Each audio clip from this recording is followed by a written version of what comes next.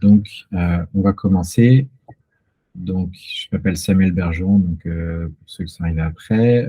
Je suis cofondateur de Idées Tangibles, donc, qui est un studio d'innovation et design industriel. Moi, je suis ingénieur en innovation et conception de produits donc chez Idées Tangibles. On va commencer par une petite question, en fait, mais plutôt rhétorique. Je vous présente là deux projets. Deux projets, c'est une voiture, le premier à gauche, c'est une voiture Ikea. C'est une voiture Ikea qui est indiquée, qui serait vendue pour 6 500 euros. Donc, ce concept de voiture qui est assez développé serait le concept d'une voiture en kit, où là, on peut voir toutes les pièces qui sont indiquées pour l'assemblage. Ce serait une voiture très simple et une micro-voiture parfaitement adaptée aux usages en ville et qui permettrait d'avoir suffisamment d'espace pour ranger pas mal de choses. C'est un projet, quand on tape sur Google Voiture Ikea, on voit pas mal de résultats, il y a eu pas mal de communication autour. Un projet super intéressant, très inspirant. Et à droite, on a cet autre projet qui est complètement différent a priori. C'est un projet en fait de calendrier interactif avec un écran style liseuse pour ressembler à un écran papier. Où, là, on voit des visuels qui montrent différents affichages, mais l'idée serait de connecter ce calendrier euh, qui sera affiché dans la maison, connecté à ces applications de calendrier. Donc, on voit là aussi exactement, également, si on tape Magic Calendar sur Google, on a pas mal de résultats qui remontent. Et en fait, ces deux projets qui sont différents, leur point commun, c'est qu'ils sont tous les deux factices. Je dis factice dans le sens, ces deux projets sont aujourd'hui seulement à l'état virtuel. Pour autant, leur pouvoir, c'est le visuel. Pouvoir du visuel, parce que là, on voit en un peu plus. J'ai un peu agrandi sur le projet de voiture Ikea, donc on voit pas mal de visuels qui montrent le produit dans sa situation, des visuels qui sont suffisamment réalistes pour que on se demande, ou même beaucoup de gens ne se demandent pas d'ailleurs, si c'est de la 3D, mais qui pensent qui peuvent penser que c'est une voiture qui existe et qui a été fabriquée, alors que pour autant, en fait, tous ces visuels ici sont des visuels de, de rendu réaliste 3D, avec des belles mises en situation, avec même toute une indication en bas à gauche, comment, euh, comment ce véhicule pourrait être utilisé dans la vie de tous les jours, un cas d'usage illustré de manière très pro. Et ici, une indication de un peu les différentes étapes du cycle de vie du véhicule, comment on pourrait être innovant, comment ce véhicule est innovant dans son cycle de vie. Et donc, en fait, c'est un projet qui a eu beaucoup de communication. C'est un projet, si on tape voiture Ikea, comme je disais sur Google, il y a beaucoup de résultats qui remontent. Pour autant, ce projet qui est même indiqué comme étant potentiellement une collaboration entre Ikea et Renault est un projet complètement factice. C'est un projet d'un designer. On peut voir d'ailleurs ce projet sur son portfolio en ligne. Et c'était juste un exercice de style pour ce designer, d'imaginer ce serait quoi la voiture dans une perspective de micromobilité, ce serait quoi la voiture par Ikea. Et donc, c'est un brief hyper intéressant. Et à partir de ça, il a produit le projet qui, en fait, ce projet est ensuite incarné principalement par ces visuels que je vous présente là. Et simplement à partir de ces visuels-là, ça lui a permis d'avoir une grosse communication parce que on voit que tous ces visuels en fait portent le projet. Il n'y a pas besoin d'avoir une description d'un business plan, etc. pour se dire ah c'est quand même assez waouh comme projet et ça donne envie. Mince. Hop. Sur le projet de calendrier magique, de Magic Calendar. Là, en fait, le principal visuel, je dirais, qui a été produit, c'est cette vidéo de présentation du projet, qui est super bien faite, super propre. Là, on voit le produit mis en situation dans un cas d'usage. Donc, cette mère de famille qui voit une affiche pour un événement et qui en fait ajoute l'événement à son calendrier dans son téléphone. Et là, on va voir en fait l'événement qui apparaît sur le calendrier dans dans le foyer familial. Et donc, on a toute la mise en situation dans une situation de vie pour montrer l'usage de ce produit et comment il s'intégrerait dans la vie de ses utilisateurs cibles. Et pour autant, en fait, là, on voit par exemple notre mise en situation d'un autre usage de ce calendrier. Et pour autant, en fait, je dirais, il n'y a qu'un œil averti qui permet de se rendre compte que tous ces visuels-là sont complètement du virtuel et il n'y a aucune réalité technologique en fait derrière ce produit. À l'heure actuelle, tout ce qui existe sur Internet sur ce projet, c'est quasiment cette vidéo-là et deux, trois photos de visuels que je vous ai montré précédemment. Mais ça se limite à ça. Et en fait, c'est un designer japonais qui a réalisé ce projet et cette vidéo dans le cadre d'un concours organisé par Google. Et donc, on voit, c'est super fort, en fait, des projets qui à partir de quelques visuels, en fait, sont complètement portés en termes de communication et, euh, et en fait, pour lesquels il n'y a pas eu d'énormes campagnes de communication, mais en fait, il y a eu surtout des productions visuelles très propres.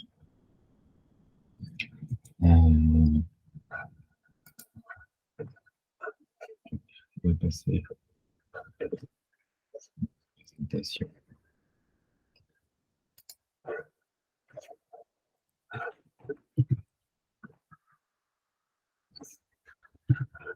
Donc, la vidéo va pas partir.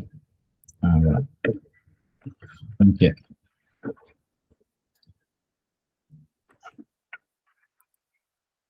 Excusez-moi, je vais changer pour plein écran.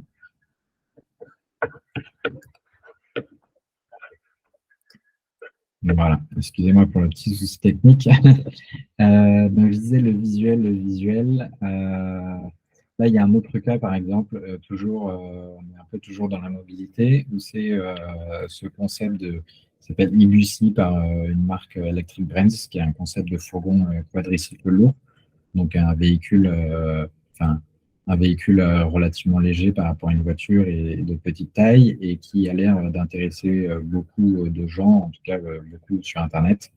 Il y a même un site, en cherchant, il y a même un site français, alors que c'est une entreprise américaine. Un site français où on peut laisser son contact pour réserver un essai pour le véhicule. On voit qu'il est à partir de 14 500 €. Et il n'y a pas directement d'ajout au panier d'achat, mais un formulaire de contact pour réserver un essai. Et pourtant, en fait, il faut chercher beaucoup pour trouver une preuve que ce véhicule n'existe pas qu'en 3D. Au début, quand je cherchais une capture sur Google, donc il y a pas mal de résultats sur ce concept de véhicule, et il y a juste une vidéo en fait qu'on peut voir une fois qu'on cherche bien, où là on va trouver une vidéo là qui a l'air d'être d'un prototype réel, en tout cas qui a l'air de rouler. On ne sait pas s'il y a un moteur dedans, comment c'est fait, mais il y a une vidéo où ça a l'air d'être en tout cas un vrai véhicule. Mais pour autant, sur cette page de vente du véhicule, on n'a droit qu'à des visuels 3D de ce véhicule. Et en fait, voilà, on est sur un webinaire sur accélérer l'innovation. Donc l'innovation dans tout ça, l'innovation, souvent, en tout cas au stade de projet, elle est suivie selon différentes étapes. Donc, on a ces grandes étapes un peu standards de comment on conduit un projet du début jusqu'à la fin, donc la génération d'idées, d'opportunités ou de problèmes à résoudre. On va ensuite à l'idéation de solutions, pour ensuite choisir différents concepts parmi ces solutions pour passer directement au développement, l'industrialisation et une mise sur le marché ou un déploiement si on est plus dans le cadre d'un service, d'un processus interne, etc. Parce que ce que je présente, en fait, là, j'ai présenté surtout des produits, mais on pourrait faire quasiment la même chose, que ce soit sur des services, sur des processus internes d'entreprise qui, au final, sont très facilement s'assimilent à des services. Et on peut faire aussi exactement la même chose, comme on l'a vu un petit peu avec le Magic Calendar, sur des interfaces complètement digitales, de mettre en situation du simple visuel. Donc ça, c'est le process assez standard. Mais nous, ce qu'on vous propose, c'est, et c'est peut-être pas d'ailleurs une nouveauté pour vous, c'est d'intégrer en fait dans ce process les notions de prototypage et de test. Et quand je parle de prototypage et de test, je parle de prototypage au sens très large de production tangible, en fait, tangible, visuel de votre concept d'innovation. Et ensuite, les tests, pareil, encore une fois, je parle de tests au sens large. Là, on peut avoir des tests, on connaît souvent les tests, on peut connaître les tests utilisateurs, où on va donner le produit à nos utilisateurs cibles, leur mettre dans les mains, recueillir des feedbacks, etc. Mais les tests, ça peut être le prototype peut simplement se mettre sous la forme de dessins sur papier ou de visuels un peu plus réalistes, en allant jusqu'à la vidéo de rendu réaliste, la vidéo 3D, comme on a pu voir sur le Magic Calendar. Et là, les tests, on ne va pas faire que des tests d'utilisabilité, mais on peut faire des tests de marché, justement. Simplement mettre en ligne son concept avec des visuels très, très bien faits. Ça peut permettre de mesurer une certaine traction sur le marché, de savoir est-ce que les gens sont vraiment intéressés ou pas par le produit qu'on propose. Alors qu'en réalité, on n'en est qu'au stade du concept qu'on est et d'une première représentation visuelle de ce concept. Et en fait, ce processus, il est assez itératif. Idéation, choix de concept, prototypage, test. Une fois qu'on teste, parfois, on peut avoir des retours qui vont nous amener à retourner en idéation pour peut-être l'idéation sur juste certaines parties de notre concept, de notre innovation. Et ensuite, reprototyper l'ensemble ou juste les différents détails qui ont été modifiés pour ensuite refaire des tests.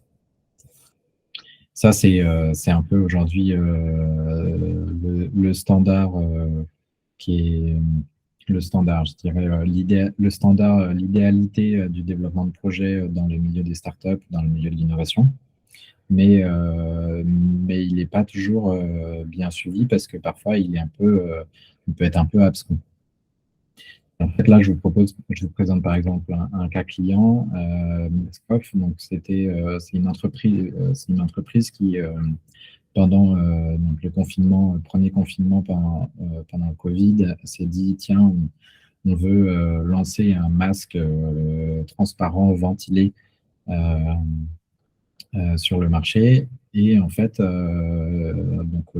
ils ont fait appel à nous pour toute cette partie-là d'idéation, choix de concept, prototypage et test, et notamment surtout sur la définition du concept et la production de visuels, et ce qui leur a permis en 3 mois de passer de l'idée au crowdfunding.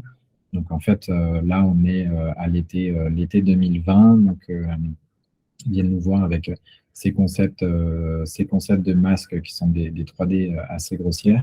D'ailleurs, je crois que celle de gauche, en fait, elle a été faite après, c'était surtout celle de droite au départ. Et en fait, très rapidement, par quelques visuels, à partir de là, quelques dessins nous a permis d'affiner l'idée pour ensuite proposer différentes déclinaisons de ce que pourrait être à quoi pourrait ressembler le produit.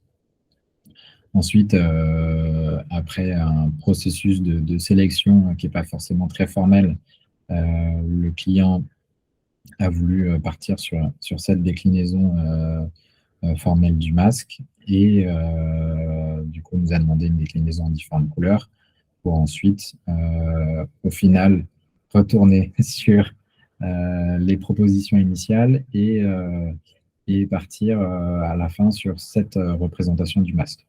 Donc, tout ce processus, au final, de génération d'idéation, de génération de concepts, de sélection de concepts et leur formalisation, donc une sorte de prototypage très frugal, en fait, formalisation à travers le visuel, leur a permis en 10 jours, en fait, de passer de l'idée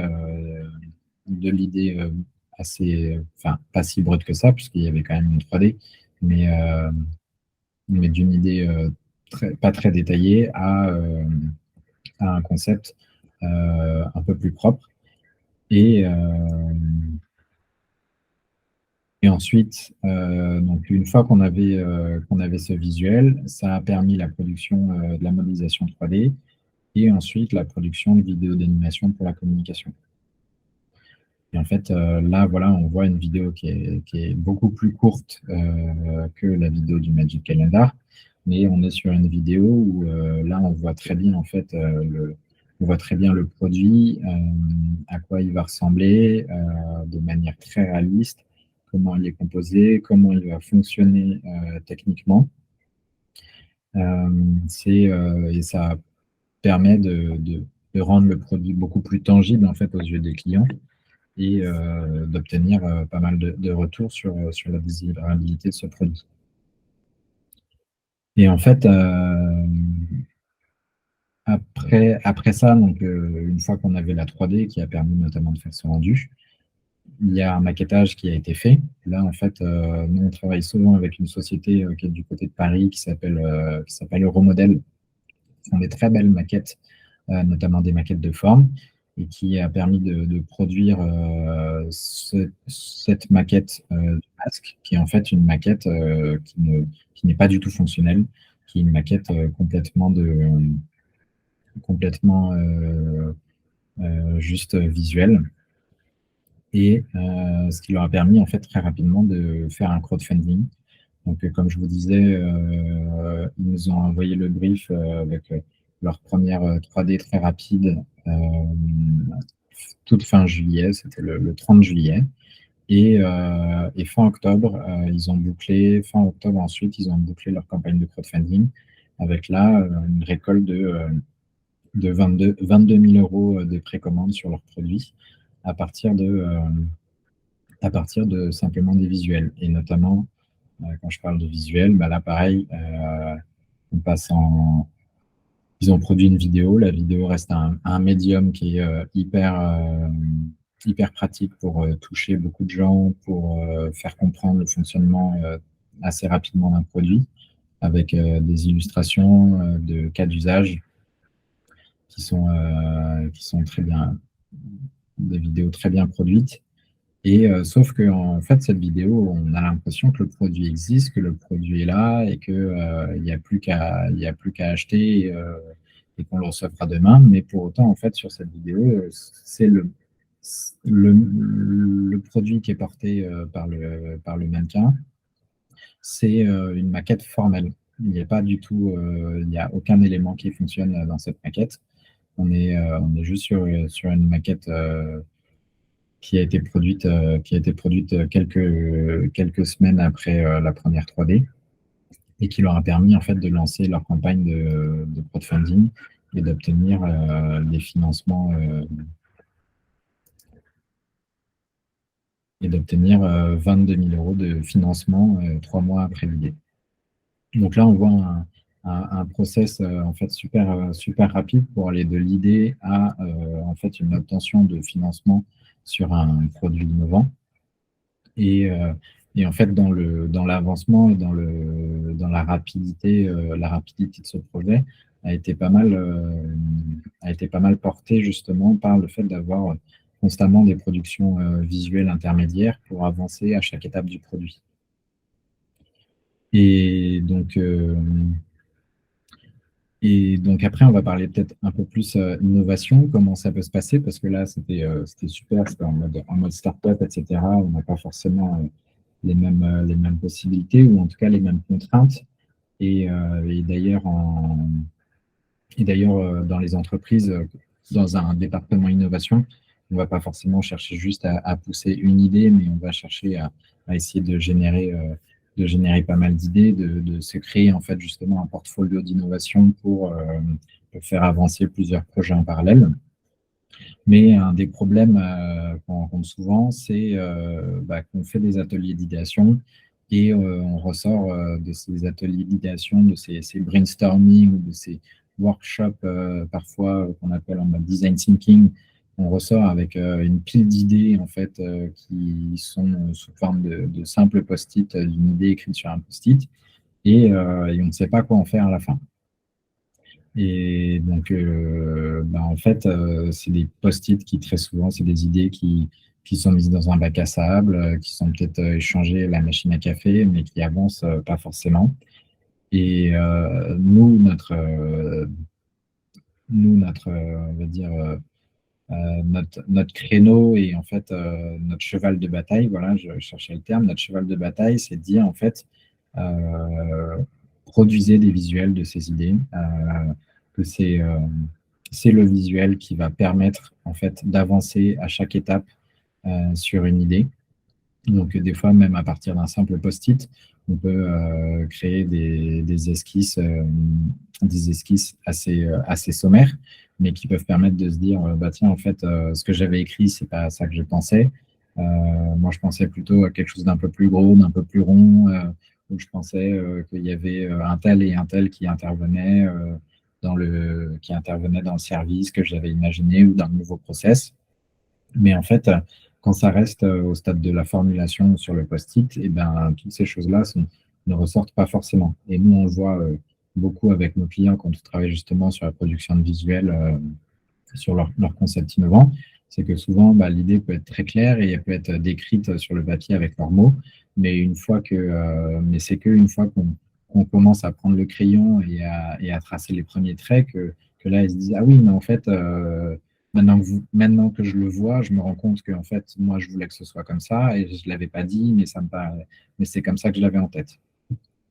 Et en fait, le visuel permet vraiment de créer un peu cet entonnoir d'innovation, c'est-à-dire au début, on va commencer ces ateliers d'idéation, ces brainstorming avec plein d'idées. Potentiellement, on en génère des dizaines ou même une centaine des fois par brainstorming qu'on va ensuite sélectionner.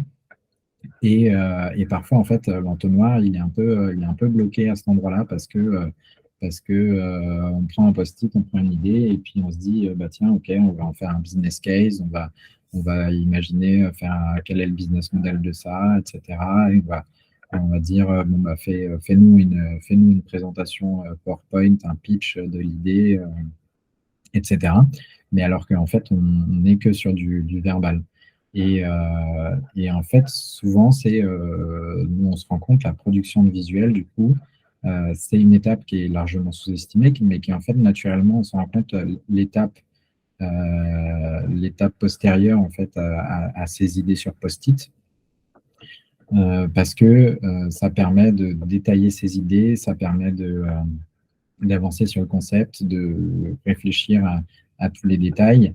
Et ensuite, on peut aller de plus en plus loin dans la qualité des productions visuelles pour arriver jusqu'à potentiellement des vidéos, juste des vidéos de présentation du produit avec des qualités hyper réalistes, soit à travers de la 3D ou soit à travers des maquettes de forme simple, et qui permettent en fait de tester très rapidement son marché à travers des campagnes de communication ou des campagnes de tests.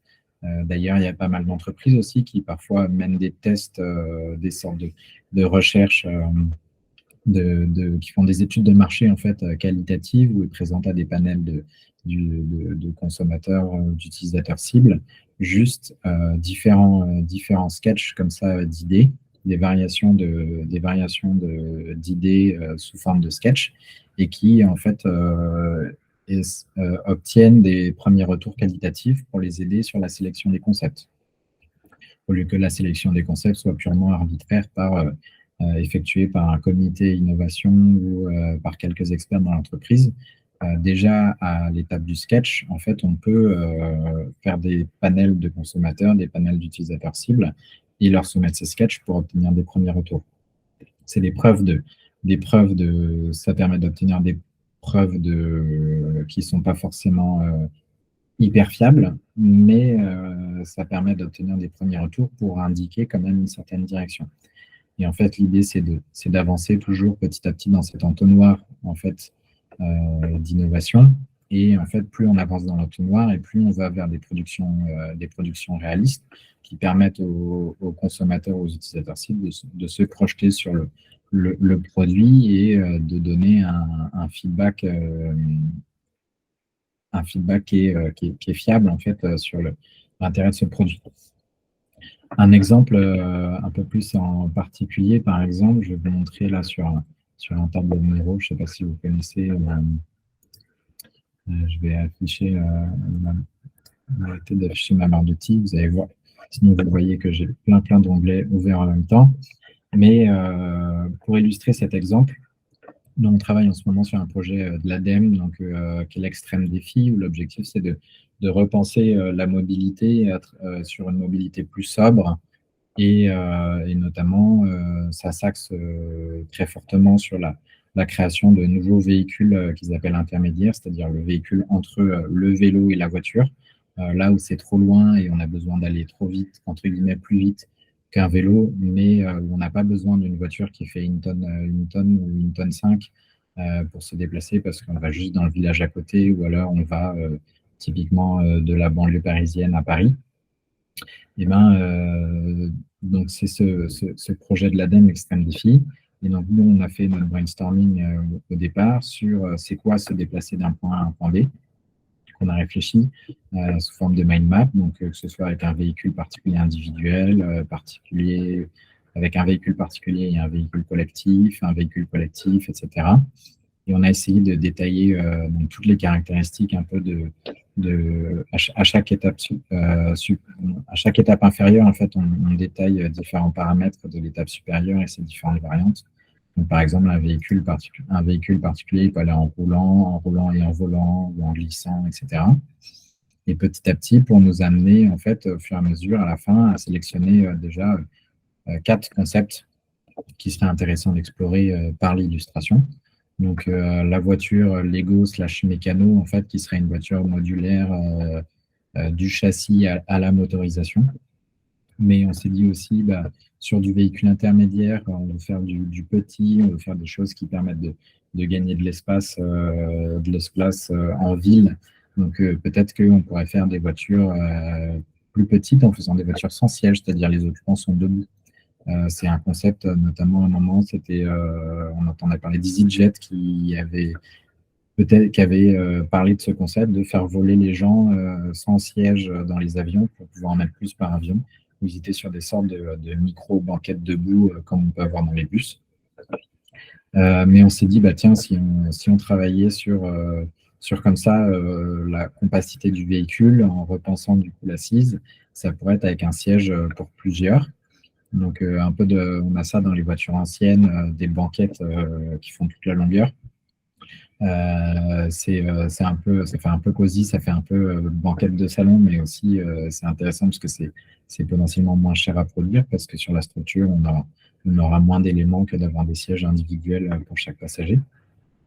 Mais aussi un siège pour plusieurs, ça peut nous faire évoquer une sorte de moto longue à 4 roues ou une sorte de voiture avec une ou deux selles en parallèle pour mettre plus de personnes sur une même surface. Parce qu'en fait, forcément, quand on est à Califourchon à 2 sur une selle, ça prend moins de place que 2 sièges individuels l'un derrière l'autre. Donc nous, dans notre brainstorming à nous, donc, on est arrivé, on s'est imaginé ces différents concepts. Et en fait, à partir de ces concepts, justement, nous, on s'est dit, tiens, on va les visualiser. Donc, ce serait quoi la voiture Lego mécano modulaire de châssis à la motorisation? Donc, on a exploré la question de la modularité qui est ce concept de voiture qui serait composé uniquement de tubes droits avec des éléments de jonction entre eux pour avoir un châssis assez sobre, mais notamment un châssis qui potentiellement pourrait s'ajuster en longueur pour accueillir soit une personne, deux personnes ou trois, quatre personnes, et aussi qui serait facile à assembler. Mais aussi, on s'est dit, bah, ce serait quoi ce concept de voiture où les occupants seraient debout, à quoi ça pourrait ressembler. Et donc là, par exemple, on a une illustration de cet autre concept. Donc voilà, par exemple, sur les 4 concepts qu'on a sélectionnés, 2 concepts qu'on a passés en illustration pour, au final, sélectionner ce premier concept de la modularité. Où là, on a eu donc à nouveau une rephase de recherche. Donc par rapport justement un peu au processus que je montrais tout à l'heure, où on avait idéation, choix des concepts qu'on a fait, et ensuite prototypage et tests. Bon, les prototypes je disais prototypage au sens large et tests au sens large, parce que en fait, ça pour nous c'est déjà une forme de prototypage. Le visuel en fait permet d'une certaine façon de poser la pensée. Et ensuite, ça nous a permis de le tester en échangeant avec différents experts, notamment de l'automobile et différentes personnes. Qu'est-ce qui, eux, potentiellement les attire plus entre les deux concepts, ces deux concepts-là. Et donc, on est reparti justement sur la boucle. Dans la boucle, on a itéré pour ensuite refaire de l'idéation sur, OK, cette voiture, pour qu'elle soit cool, à quoi elle ressemblerait, etc. Ensuite, on a fait de l'idéation aussi, les motorisations. Comme je disais, l'idée, ce serait qu'elles soient modulaires même en termes de motorisation. Donc voilà, on a fait illustrer pour, à la fin, arriver à la production visuelle. Donc là, on voit bien que c'est une 3D.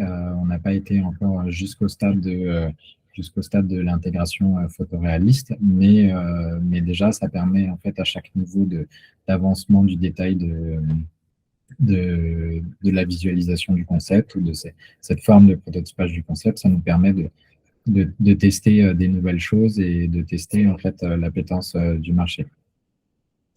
Donc, il reste 5 minutes avant le question-réponse. Et donc, je vous ai parlé en fait du pouvoir du visuel pour avancer en fait dans son processus d'innovation, dans son processus de conception de nouveaux produits. Mais parfois, je sais que les gens peuvent avoir besoin d'une méthode un peu plus clé en main pour conduire les projets de façon accélérée. Et donc, on voulait vous présenter, nous, en fait, une autre dimension aussi de comment on intervient auprès de nos clients.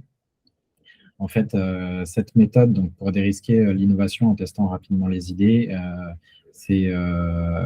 elle se base donc, sur toujours cette boucle qui est un peu différente là, mais c'est la boucle un peu Lean Startup, etc., dont on entend beaucoup parler dans le monde des startups et que parfois on essaye, mais difficilement de mettre en application, donc d'aller de partir d'une idée, justement, de la construire, faire un prototype, la lancer, faire des apprentissages pour ensuite retourner sur l'idée. Donc, on est toujours un peu dans la philosophie sur la même chose, c'est juste qu'on peut remplacer build par prototyper, lancer par tester, et puis learn, voilà, on apprend et puis on retourne sur l'idée. Et en fait, cette méthode, du coup, elle essaye de contracter justement très rapidement comment on passe d'une idée à l'apprentissage le plus rapidement possible.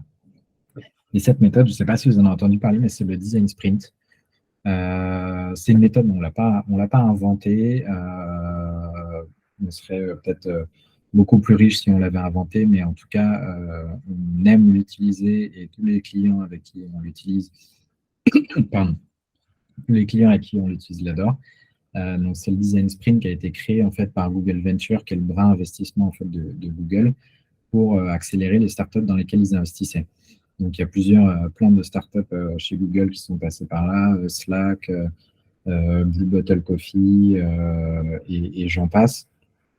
Slack notamment, ils ont leur premier Design Sprint, c'était revoir l'onboarding des nouveaux utilisateurs sur le logiciel parce qu'en fait, Slack, au tout début, personne ne comprenait à quoi ça servait. D'ailleurs, aujourd'hui, c'est super, c'est très répandu dans pas mal de petites entreprises, en tout cas, de start-up, etc., ou sur les projets associatifs. Mais au tout début, les gens ne comprenaient pas du tout. On avait déjà les chats en entreprise et on pensait que Slack, c'était pas mieux que ça. Et en fait, ils sont passés par un design sprint justement pour améliorer cet onboarding et c'est ça qui a permis leur décollage. Et donc, le design sprint en soi, en pratique, c'est 4 jours d'atelier en fait pour transformer un challenge en une solution prototypée et testée auprès d'utilisateurs cibles. Donc ça permet de gagner du temps, prototyper et tester en 4 jours une solution, alors que parfois ça prendrait des mois à définir, c'est quand même assez fou. Alors, bien sûr, quand on parle de prototypage, on ne parle pas de faire quelque chose d'hyper réaliste, mais je pense que c'est dans la veine de ce que je vous ai montré précédemment. Si on prend le sens prototypé au sens large, ça peut être sur justement faire une vidéo de présentation du produit, du service, etc., pour tester son marché ou pour la présenter auprès de quelques utilisateurs pour obtenir des retours qualitatifs sur le fonctionnement, etc. L'avantage aussi qui est hyper fort et qui est en fait un effet secondaire a priori, mais qui est parfois recherché en fait comme le principal effet par certaines entreprises sur le design sprint, c'est l'alignement des équipes. Parce qu'en fait, un design sprint, c'est 4 jours avec une équipe pluridisciplinaire autour du projet. Et en fait, tous ensemble, là, entre 4 et 7 personnes, on va travailler ensemble pendant 4 jours. Et le fait de travailler ensemble en 4 jours, de définir son idée, de la détailler, d'avoir les inputs de chacun, de produire un prototype ensemble et de le tester ensemble, va nous permettre en fait de s'aligner en termes de connaissances, en termes de compréhension du produit, et surtout, et ben, en fait, on va s'aligner sur le fait que on a tous eu les mêmes retours des utilisateurs. On a vu, et en fait, du point de vue des utilisateurs, maintenant, on a compris ce sur quoi il fallait qu'on insiste et ce qui était peut-être plus accessoire, quoi. Donc voilà, j'ai tapé les 45 minutes. C'était assez dense, assez condensé. Je vous présente là rapidement l'équipe. Donc Pierre-Gilles, moi-même, Joy, Marco, Lucas et Maxime. Donc, on travaille tous ensemble chez Idées Tangibles pour remplir notre mission qui est de faire avancer vos idées. Et pour ça, en fait, on travaille principalement en faisant du design industriel, de la facilitation de design sprint, et notamment de l'illustration de concepts et de production visuelle pour accélérer les projets d'innovation. Voilà, j'ai tenu les 45 minutes. Maintenant, je vous propose de passer à un temps de questions-réponses. Soit je vous propose de prendre la parole directement, ou soit je vous propose de taper vos questions dans le chat. Et à ce moment-là, je répondrai sur des points que je n'ai pas abordés ou approfondir certains points pour lesquels je n'avais pas forcément le temps d'approfondir.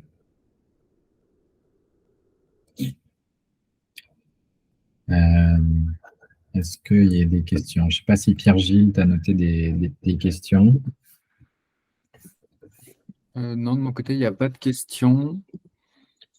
N'hésitez pas à les poser dans le chat ou à prendre la parole directement. Bonjour, Olivier. Bonjour. On parle beaucoup de produits. Est-ce que, si par exemple, moi je travaille sur des programmes de transformation aujourd'hui, Oui. qui nous servent en fait à analyser en gros un process de A à Z. Oui. Donc on a 3 programmes cette année à voir en fait pour pouvoir budgéter les projets à partir de 2024. En gros, un programme, c'est donc un process de A à Z, comme je le disais. Le but du programme, c'est d'arriver avant la période des budgets avec différents projets qui permettent de passer en fait de la situation initiale à la situation souhaitée, sachant que ça peut pas se faire en fait d'un coup. Donc, on va avoir différents projets qui vont être priorisés en fonction s'il y a des prérequis ou des choses comme ça, et en fonction aussi de ce que validera le COMEX. Est-ce que ce genre d'idée, en tout cas de travail sur les images, peut aussi couvrir des process? Oui. Est-ce que vous avez recours à ce genre de choses? Oui, on a recours à ce genre de choses. Après, comme j'ai dit à un moment assez rapidement, les process, parfois, il faut les voir un peu comme une sorte de service. Je Oui. pense, où en fait, il faut justement avoir être un peu centré utilisateur et pas forcément, des fois, on est un peu centré le système entreprise plus que l'utilisateur du process. Alors, je suis très, très centré utilisateur. C'est-à-dire que je ne suis pas de l'IT, moi. Ouais, ok. Voilà, je suis vraiment sur la transformation digitale, mais du point de vue du métier. Et en fait, moi, j'orchestre, entre guillemets, toutes les interviews. Et en Mm. fait, je fais un peu la discovery en interne, quoi. D'accord. Ben, nous, ce qu'on fait pas mal dans ces cas-là, c'est des storyboards, en fait, Ouais. où on illustre en fait l'usage du process ou l'usage du service. Et ça marche bien. En fait, j'ai pas les seuls exemples qu'on a fait, je peux pas les montrer parce qu'on les a fait pour Naval Group, mais on a illustré C'est bah, bon, je les connais.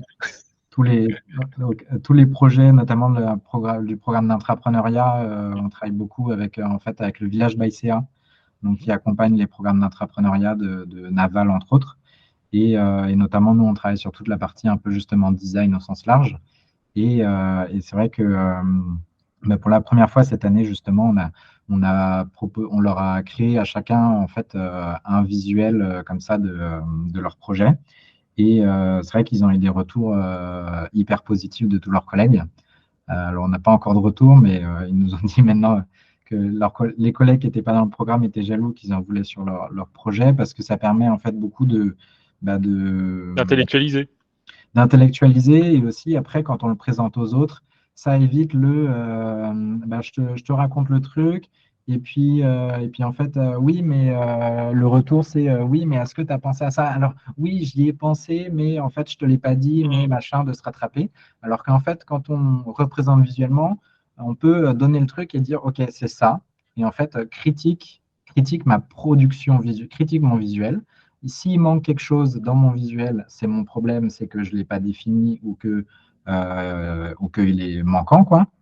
Mais en fait, ça crée une sorte de, de médium, je dirais impartial Oui, ben, c'est la différence entre, enfin, c'est quand différentes personnes lisent le même bouquin, ils voient pas le même film.